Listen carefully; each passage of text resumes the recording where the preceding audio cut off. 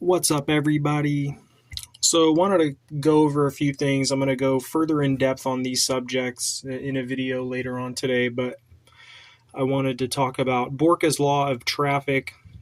First, and like I said, I'll dive deeper into this subject later on. So, Borka's law of traffic. This has a few different names: archetypal enlightenment, or cadence flawed automaton, or Mato and Tefrio quad farce.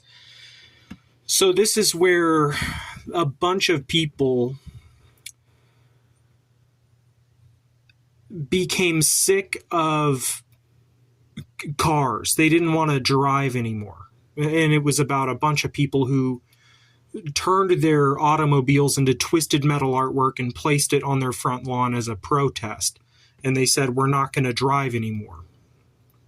Right? They said, like,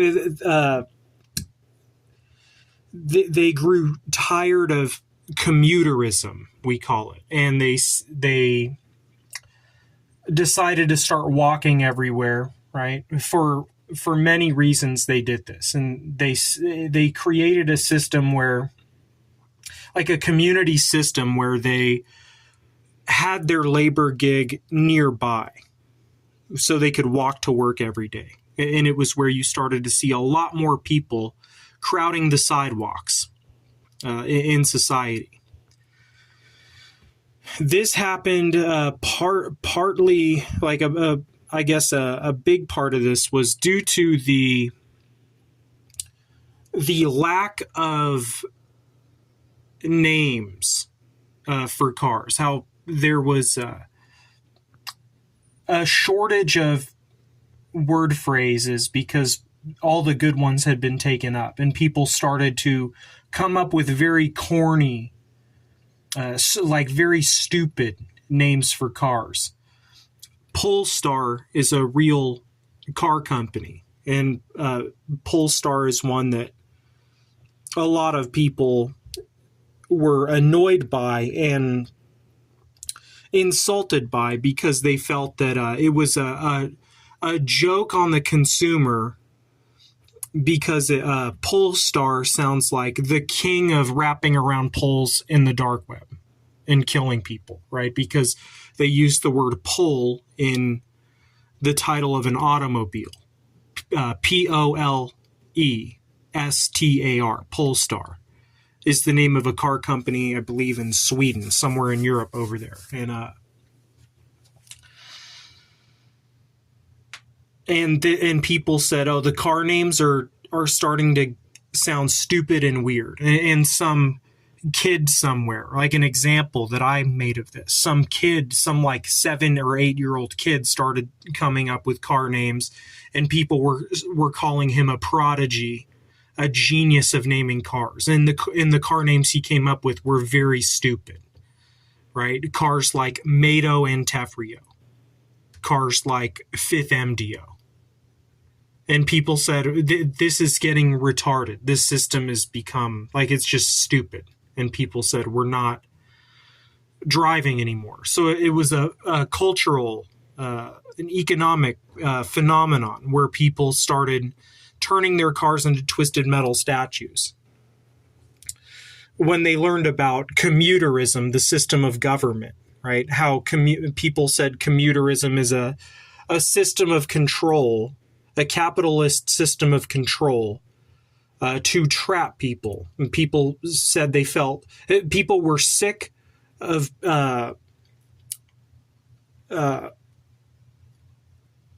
feeling as though they had no control in a moving metal box. And they were always subconsciously scared of being victims of chance on the road. And then people learned about the dark web, and people said,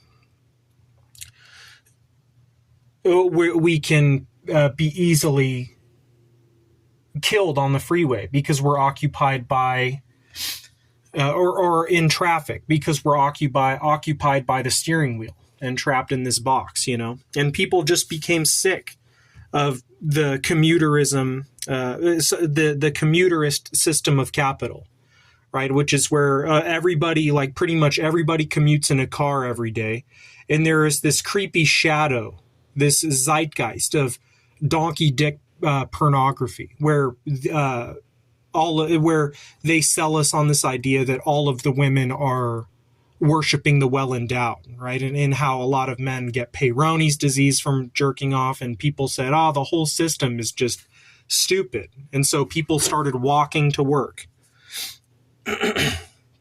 This is the idea that, let me go. Let me go further. You fuckers.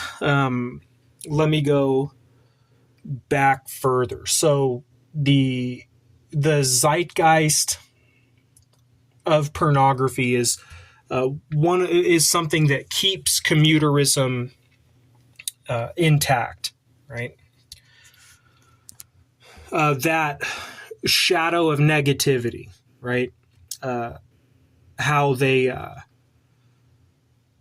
there's a mass of sexless men, and commuterism makes life seem hopeless. It makes it seem like there is no God, and all that kind of shit. And so commuterism became sort of like a Marxist populist hybrid, and then this turns into a bunch of people walking. Now, I argue in Borka's law of traffic is the idea that if we stopped using cars and we just had a huge, imagine a gigantic road where hella people walked on one side, and then you had two different directions where we all just walked, right? The idea is that eventually the same amount of deaths would happen annually via melee attacks, right? If we were all on foot walking, and how the balance, right, the yin and yang would find itself. The more people are on the sidewalk, the more you would be at risk for dying via knife attack or even gun attack or whatever, So that is the idea. That is Borka's law of traffic.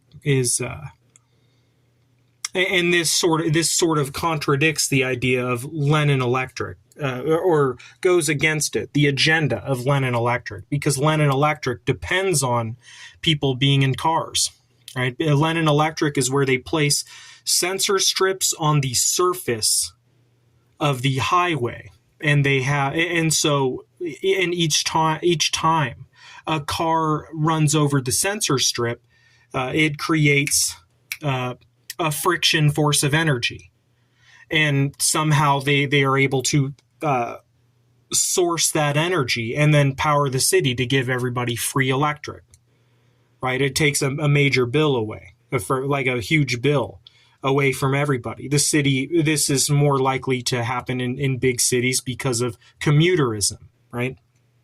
And so and that system is very flawed, because what if some other thing happens, like a COVID situation where a lot of people weren't on the highways and the electric would dwindle away. So it depends on society staying up and running, right? Perhaps they could source energy from other areas where more traffic is at. But that's the major flaw in something like Lenin Electric, right? E.I. Reinco, the concept company for free electric, Lenin Electric, where everybody gets free electric in the city because they can source that from the strips that they put on the surface of the highway, meaning the actual road, like the asphalt. And people run over those with cars, people run over those strips constantly, and that provides the city with free electric. And so Lenin Electric depends on commuterism, right? And so the quad farce idea, the the Mado and Tefrio phenomenon, where people heard stupid new car names and people started saying, yeah, the car names are just so fucking dumb. Like, it's just retarded. Like, look at Fisker Karma. Why would I get inside of something that is called karma? I'm going to meet my karma inside of the Fisker Karma and fucking die, right? Or I'm going to get in a Polestar and fucking wrap around a pole. Mado means van, Tefrio means sedan, right? Mado and Tefrio. And people started hearing those things and saying, yeah, I'm just not even going to fucking drive anymore. I'd rather just walk, right? But the sadness of that is the more people are walking, the more violent, like road rage, it wouldn't be a thing. It would become hate towards other people for a number of reasons, whether that's class, race, class being like perhaps tattoos in that situation, penis size, even anything like that, would find its way into foot traffic, right?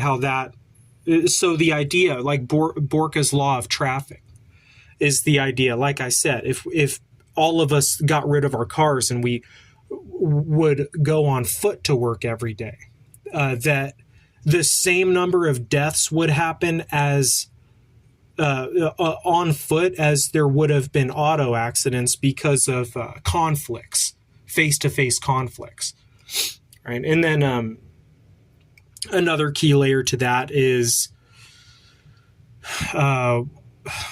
if you took all of our guns away, there would just be more knife attacks, right? Especially if they kept a computer porn trauma program at play, where a bunch of dudes just jerk their modest cocks crooked before their where a guy gets a crooked penis before losing his virginity because he watched so much pornography young, while all of you fucking weasels laugh about that, how you create that in society with your donkey dick circus freak show, right? How you laugh about baby face white guys jerking their cocks crooked and getting trafficked away in the dark web, right?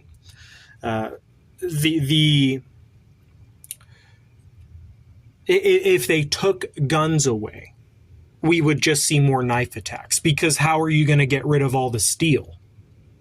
You're going to take everybody's forge. Like, what are you going to do to stop people from making crambits?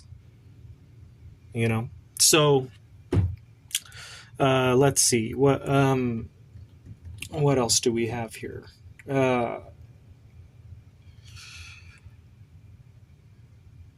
Fryclone, Kedelics, and the lean Macdanas. The Fryclone, so the beatniks of today, right? My creation, my renaming or advance or addition, variation. So the beatniks today, the Fryclone Kedelics. So the Fryclone Kedelics are a group of EDM dance shaman hippies, like a group that you'd find in Nevada City, who like their main music of interest is EDM, spiritual techness, right? And they have sacred geometry tattoos. They dress kind of like hippies. They're really into crypto and shit like that. And their drugs of choice are mushrooms, LSD, MDMA, cannabis, DMT, right?